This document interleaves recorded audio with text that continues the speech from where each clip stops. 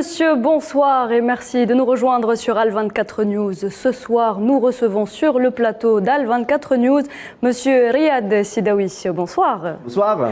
Ça va, vous allez bien? Merci beaucoup, merci pour l'invitation, c'est un plaisir. C'est un plaisir pour nous aussi. Alors vous êtes directeur du Centre arabe d'études politiques et sociales de Genève. Vous êtes également auteur de plusieurs ouvrages, nous en parlerons plus longuement à la fin de notre entretien, avec des analyses politiques profondes et pertinentes, et des analyses basées sur des informations fiables. Je citerai notamment du printemps arabe à Daesh, paru en 2017 aux éditions Apollonia. Et comme je le disais, nous y reviendrons un peu plus tard. Sans plus tarder, monsieur Sidawi, entrons dans le vif du sujet. Monsieur Sidawi, vous êtes à Alger et nous sommes ravis de vous avoir parmi nous. Nous sommes à moins d'un mois d'un événement majeur pour l'Algérie, le sommet arabe d'Alger, qui aura lieu donc le 1er et 2 novembre prochain. L'Algérie a déployé d'importants efforts et a réuni les meilleurs moyens et les meilleures conditions pour l'organisation de ce sommet arabe d'Alger et aussi et surtout pour en faire une réussite. Quelle sera, selon vous, la particularité de ce sommet? C'est le symbole du lieu et le symbole du timing. Le timing, c'est le 1er novembre. Dire le 1er novembre, c'est dire le déclenchement d'une révolution humaine magnifique, extraordinaire, qui a changé l'histoire de la colonisation. C'est la lutte contre les colonisateurs, c'est la victoire contre les colonisateurs, c'est la fierté nationale pour les Algériens et pour tous les Arabes. Le lieu, c'est le lieu des martyrs. C'est 1,5 million de martyrs. Moi, quand je fais un tour à Alger, je suis dans l'avenue Didouche Mourad, Moustapha Ben Boulaïd, Amirouche, et ces grands héros qui ont changé l'histoire algérienne. Et ça donne l'espoir à tous les Arabes qu'on peut, on est une nation forte, fière de son histoire, fière de la révolution algérienne. Donc c'est un grand espoir pour tous les Arabes, parce qu'en Algérie, on a la garantie que ce sommet arabe va nous donner des conclusions en faveur de la nation arabe, pas comme la catastrophe de 2011. Alors justement, le sommet arabe d'Alger, on le qualifie déjà d'inédit, voire même d'exceptionnel. On a déjà eu la confirmation de la participation de plusieurs dirigeants et chefs d'État. Absolument. Dire l'Algérie, c'est dire le respect. On respecte l'Algérie, l'image de l'Algérie au sein du monde arabe, ou au plan africain ou au plan mondial, c'est toujours le respect. L'Algérie, la diplomatie algérienne, qui a une expérience intelligente, qui a refusé toujours de prendre une partie contre une autre, qui a été toujours une diplomatie qui rassemble les Arabes, la même chose en Libye, qui rassemble les Libyens. La solution toujours doit être libyenne, la solution doit être arabe, contre toute ingérence étrangère, contre l'ingérence de l'OTAN, des forces internationales. Et c'est ça la diplomatie algérienne. Donc parler de l'Algérie, c'est parler du respect. Très bien. Alors, il faut aussi souligner que ce sommet se tient à une date très importante pour l'Algérie, vous le disiez, le 1er novembre, une date pas seulement importante pour la révolution donc, de novembre, elle a été également source d'inspiration pour plusieurs pays arabes, mais aussi des pays africains. Absolument, des pays africains, le sud de l'Afrique, Nelson Mandela, des pays en Amérique latine, ça inspire comment de rien on déclenche une révolution et on gagne contre une puissance mondiale qui est la France. La France a mis plus qu'un demi-million de soldats et officiers en Algérie, mais avec ces révolutionnaires, ces paysans, ces Algériens, sans rien du tout, ils ont gagné quand même cette révolution. Donc ça inspire toute l'humanité. L'héritage de la révolution algérienne n'est pas uniquement un héritage algérien, mais arabe, africain et mondial et humain. Et c'est pas pour rien qu'on appelle Alger la Mecque des révolutionnaires. Absolument, c'était le slogan depuis la Révolution, la Mecque des révolutionnaires. Ben Bella, il m'a raconté comment, Allah yarhamou Ben Bella, Ahmed Ben Bella, comment il a reçu Che Guevara à Alger, etc. Moment historique. Voilà, pour Castro et Che Guevara, c'est la Mecque des révolutionnaires, l'Algérie. Très bien, très bien. Alors ce sommet arabe, on y revient. Alger le veut rassembleur, avec comme dossier central, on le rappelle, le dossier palestinien, la Palestine. Il faut dire qu'un énorme travail en coulisses a été fait par la diplomatie algérienne pour justement tenter de réunifier les protagonistes, les rangs des frères protagonistes palestiniens et permettre donc à la Palestine d'avoir un seul interlocuteur, un seul représentant. Pensez-vous que l'Algérie réussira ce pari? Absolument, parce qu'il y a le modèle algérien, le modèle de la révolution algérienne. L'Algérie a dit aux Palestiniens, regardez ce qu'a fait le FLN, a rassemblé tous les Algériens. C'était le seul et l'unique représentant de la révolution algérienne. Même les adhérents des partis qui ont adhéré à la révolution algérienne en 1956 en tant qu'individus et non pas en tant que parti politique. Donc, vous, les Palestiniens, inspirez-vous de modèles algériens, unissez vos forces parce que l'entité sioniste essaie de trouver des brèches dans vos luttes internes. Donc, unissez vos forces, faites comme la révolution algérienne, gagnez cette guerre en unissant vos forces. Et justement, toujours dans la question palestinienne, une fois qu'il y aura un seul interlocuteur, pourrons-nous, selon vous, avancer dans ce processus de la Palestine, dans ce dossier palestinien, et vers la création donc de 2 États? Oui, absolument. Donc, l'Algérie soutient la Palestine, évidemment, historiquement. Et aujourd'hui, surtout, nous savons bien, malheureusement, que la cause palestinienne a été marginalisée dans les sommets arabes précédents. Mais avec l'Algérie, la cause palestinienne va revenir à la une, va revenir comme cause centrale pour tous les pays arabes. Donc, tous les pays arabes doivent être engagés vis-à-vis de la cause palestinienne. C'est fini l'époque de la marginalisation de la cause palestinienne. Et donc le rôle de l'Algérie est important. Rappelez-vous aussi, en juillet dernier à Alger, l'accolade qu'il y a eu entre le président palestinien Mahmoud Abbas et le chef du bureau politique du mouvement palestinien Hamas, Ismail Haniyeh, et tout ça sous le regard bienveillant donc du président de la République, Abdelmadjid Tebboune. Absolument, c'est vraiment un pas extraordinaire de l'Algérie de rassembler les Palestiniens. Il faut mettre fin à leur discorde, il faut mettre fin à leur fragmentation, il faut unir leurs forces, s'inspirer des modèles algériens, s'inspirer de la révolution algérienne. Unissez-vous contre une entité sioniste qui cherche toujours des brèches afin de détruire cette cause, afin de détruire les Palestiniens. Et l'espoir est bien là, donc pour réunir et réunifier les factions palestiniennes, selon vous? Absolument, puisqu'on est sur le sol algérien, donc il y a ce respect. J'utilise l'expression de Pierre Bourdieu, le capital symbolique historique de l'Algérie qui pèse lourd, qui pèse fortement quand il s'agit de la réunification des Palestiniens. Très bien. Alors, Riyad Sidawi, il y a aussi le contexte dans lequel se tiendra le sommet d'Alger. Il faut le rappeler, donc le rendez-vous est donné pour les 1er et 2 novembre prochains, dans moins d'un mois, nous le disions. Mais c'est un sommet qui aura lieu dans une période un petit peu compliquée, le sommet. Donc, se tient notamment à la période de la guerre en Ukraine, mais aussi la crise sino-américaine sur Taïwan. Des bouleversements avec des répercussions directes, mais aussi indirectes sur les populations du monde. Avec toutes ces mutations, on parle maintenant de l'avènement d'un monde multipolaire. Donc, docteur Sidawi, justement, quelle serait la place du monde arabe, des pays arabes, dans ce monde? Moi, je pense qu'il y a une occasion d'or. Il faut profiter de cette occasion d'or. Ça nous rappelle des années 60. Parce qu'après la chute de l'Union soviétique, les Américains, l'OTAN, nous a fait perdre combien? 2 pays déjà, 2 États arabes. L'Irak, l'invasion de l'Irak en 2003, la Libye, la destruction de l'État libyen en 2011. Ils ont failli aussi détruire la Syrie. Mais heureusement, l'intervention russe a sauvé la Syrie. Donc, avoir un monde multipolaire, ça veut dire avoir des chances pour cette nation arabe afin d'unir leurs forces et de devenir une 3e force. Le non-alignement, ça nous rappelle des années 60, l'âge d'or des Arabes. Et je pense qu'il y a des indices très importants afin de vraiment de soutenir cette tendance et d'avoir une grande indépendance pour tous ces États arabes. Très bien. Les enjeux d'influence n'ont jamais été aussi forts qu'ils le sont actuellement dans un pays comme l'Algérie, connu pour ses positions de non-alignement. Vous en parliez à l'instant. Les conditionnements ne lui sont pas forcément favorables. Alors, selon vous, comment est-ce que l'Algérie peut-elle se faire une place et pouvoir se positionner, et surtout face aux menaces impérialistes et expansionnistes? L'Algérie, c'est un pays souverain qui a toujours soutenu les pays arabes. L'Algérie était contre la destruction de la Libye 2011, contre la destruction de la Syrie en 2011. Nous savons bien, c'était la catastrophe du sommet arabe au Caire 2011. L'Algérie donc a soutenu toujours l'indépendance des pays arabes, a soutenu la cause palestinienne, la cause arabe, contre l'ingérence, contre l'intervention, contre l'OTAN, évidemment parce qu'il y a le 1er novembre, il y a l'héritage de la révolution algérienne qui pousse la diplomatie algérienne à soutenir tous les pays arabes dans cette voie juste.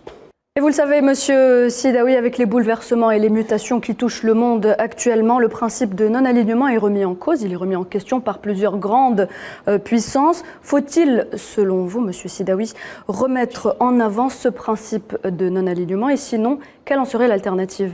Non, absolument. Nous sommes une nation autonome, on a des capacités incroyables, on peut devenir une troisième force. On n'est pas forcément l'Occident, pas l'Extrême-Orient, nous ne sommes pas la Russie, la Chine, nous ne sommes pas non plus l'Union européenne. On a des capacités économiques, des capacités intellectuelles, des intelligences, on a la matière grise, on a tout ce qu'il faut, on a l'énergie, le pétrole, le gaz, le phosphate. Donc on peut être autonome, on peut être une troisième force mondiale. Il faut exploiter ces capacités arabes, ces capacités énormes, on doit les exploiter. Je pense qu'avec l'Algérie va pousser dans ce sens, c'est exploiter nos capacités et devenir nous-mêmes une troisième force au plan international. Quelle serait justement la place de l'Algérie dans la région et surtout en Afrique ?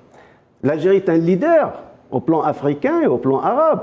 N'oublions pas que grâce à la diplomatie algérienne, on a pu chasser l'entité sioniste de l'Union africaine. C'est avec le Sud-Afrique, avec la Tunisie et avec le leadership de l'Algérie, on a chassé l'entité sioniste de l'Union africaine. C'est grâce à cette diplomatie inspirée des valeurs du 1er novembre qu'on a réussi à chasser l'entité sioniste de l'Union africaine. Donc vous êtes optimiste pour l'avenir de ce monde arabe ? Absolument. Je suis optimiste parce que c'est à Alger. Parce que le lieu, comme je l'ai dit, a un symbole et le 1er novembre aussi est un grand symbole historique. Donc je suis très très optimiste. Cette fois-ci, on a la garantie qu'il n'y aura pas un bombardement d'un pays arabe et il n'y a pas une résolution au sein de ce sommet afin de bombarder un pays arabe. Et quel est le rôle de l'Algérie dans la région du Sahel, et dans le monde arabe et en Afrique ? L'Algérie lutte contre le terrorisme.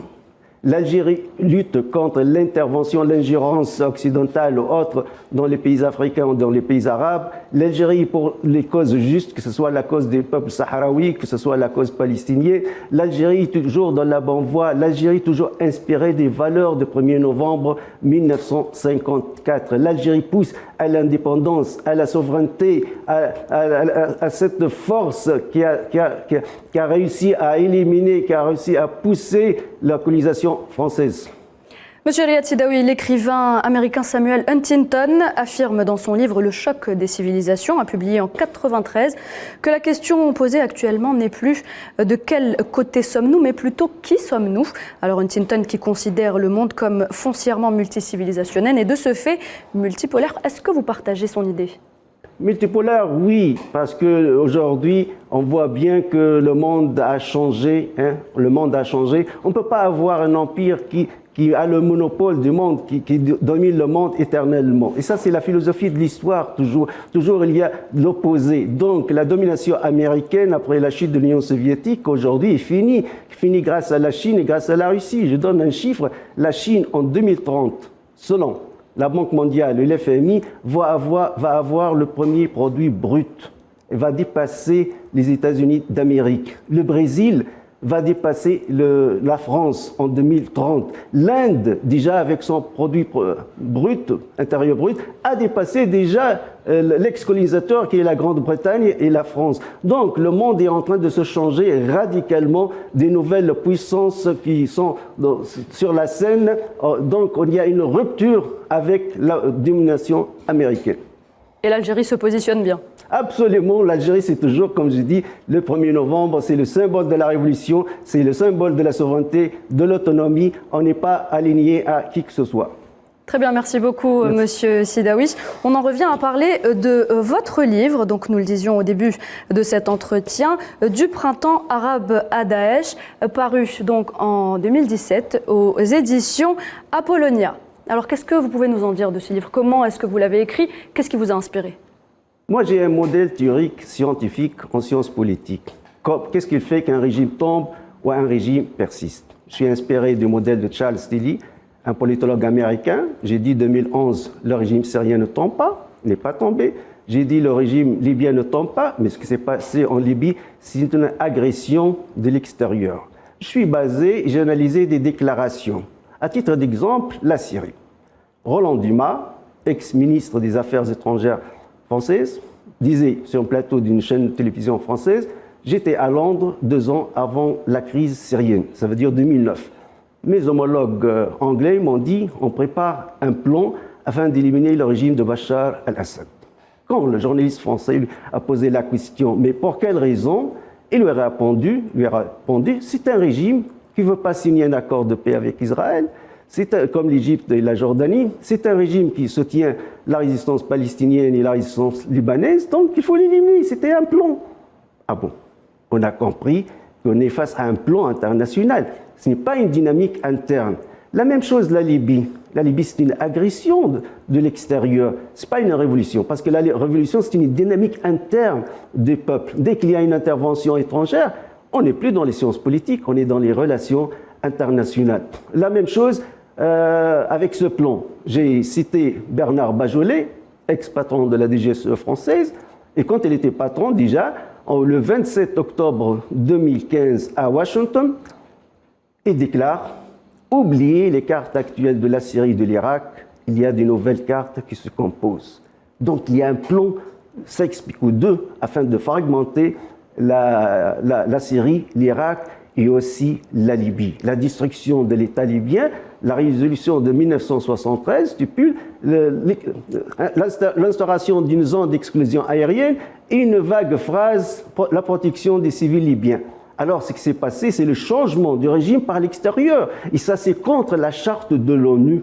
Contre la charte de l'ONU, parce qu'on ne peut pas changer les régimes politiques de l'extérieur. Donc, ce qui s'est passé en Tunisie, en Égypte, parce que j'ai ma typologie de ce que nous appelons printemps arabe, et printemps arabe, c'est une nomination occidentale, j'ai ma propre typologie, l'Égypte et la Tunisie. C'est vrai, ce sont des révolutions. Pourquoi? Parce que j'ai un modèle théorique qui analyse les révolutions. Voilà. Modèle théorique, vous en parlez. Voilà. Vous citez dans vos ouvrages 3 facteurs pour faire tomber un régime. Voilà. Quels sont-ils, ces facteurs? Alors, premièrement, il nous faut la radicalisation de l'opposition populaire.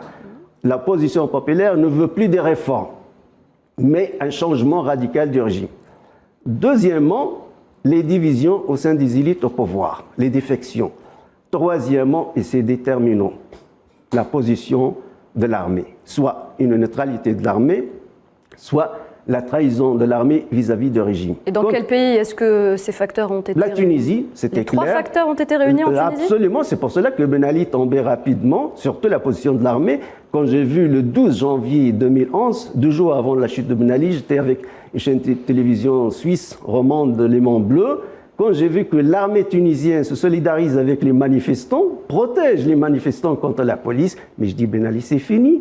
Parce que j'ai le 3e élément, qui est la position de l'armée. La même chose, j'étais à Oxford Street, à la BBC à Londres, sur l'Égypte, je dis Moubarak va chuter. Pourquoi? Parce que j'ai vu que l'armée égyptienne se solidarise avec les manifestants et protège les manifestants. Donc c'est fini. Dès qu'on a ces 3 éléments en même temps, ce que nous appelons la situation révolutionnaire, le régime chute, le régime tombe. Évidemment, c'est la théorie de Charles Tilly contre la théorie de David Ishton, un politologue américain qui parlait d'input-output, mais son problème, il dit toujours la boîte noire qui est le régime. On ne s'intéresse pas à ce qui se passe dans la boîte noire. Charles Tilly dit non, on s'intéresse beaucoup à ce qui se passe dans la boîte noire, qui est le pouvoir. Donc, dès qu'il y a des défections au sein du pouvoir, et dans les défections, il y a ce que nous appelons les calculateurs, les fonctionnaires, les hauts fonctionnaires de l'État. Ils disaient où je gagne. Est-ce que je gagne avec la révolution ou je gagne avec le pouvoir? Quand ils voient que la dynamique de la révolution est assez puissante, forte, quand ils voient la position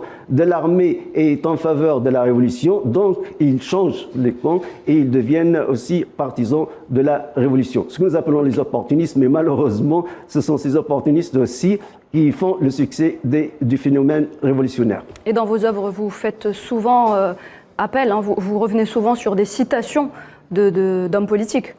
Absolument, absolument. Joe Biden lui-même, quand il était vice-président de Barack Obama, devant les étudiants de l'université Harvard, on a la vidéo sur YouTube, il disait « Mon ami Erdogan », il disait c'est 2 pays arabes, il finance ce qu'ils appellent les extrémistes syriens. Ils veulent éliminer le régime de Bachar al-Assad. Donc eux, ils parlent des plans d'intervention. Parfois, on me dit « Vous parlez d'une théorie de complot », mais je ne parle pas d'une théorie de complot.